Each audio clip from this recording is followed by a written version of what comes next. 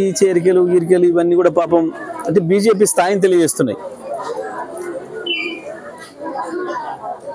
ఎవరో ఒకరిని మాజీ ఎమ్మెల్యేని పట్టుకొని ఇంకోరిని పట్టుకొని జాయిన్ చేసుకోవడం వల్ల ఏదో పార్టీ పెరుగుతుంది, ఓట్లు వస్తాయి అనుకుంటే మీ భ్రమ. అయిపోయింది. మోడీ పని కూడా ఒడిచిపోయింది. వాస్తవానికి మోడీ మొన్ననే ఓడిపోయిండు, 2024 పార్లమెంట్ ఎన్నికల్లోనే ఓడిపోయిండు. ఇవాళ ఆక్సిజన్ నడుపుతున్నది, ఇతరులు ఆక్సిజన్ ఇస్తే నడుపుతున్నాడు.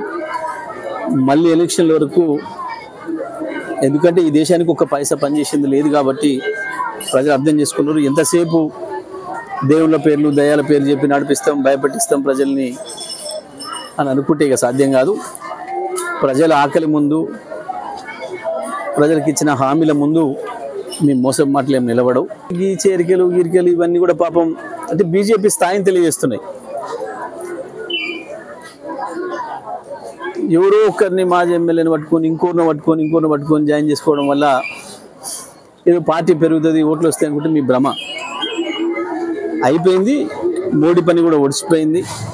వాస్తవానికి మోడీ మొన్ననే ఓడిపోయిండు, 2024 పార్లమెంట్ ఎన్నికల్లోనే ఓడిపోయిండు. ఇవాళ ఆక్సిజన్ నడుపుతున్నది, ఇతరులు ఆక్సిజన్ ఇస్తే నడుపుతున్నాడు. మళ్ళీ ఎలక్షన్ల వరకు, ఎందుకంటే ఈ దేశానికి ఒక పైసా పనిచేసింది లేదు కాబట్టి ప్రజలు అర్థం చేసుకున్నారు. ఎంతసేపు దేవుళ్ళ పేర్లు దయాల పేర్లు చెప్పి నడిపిస్తాం, భయపెట్టిస్తాం ప్రజల్ని అని అనుకుంటే ఇక సాధ్యం కాదు.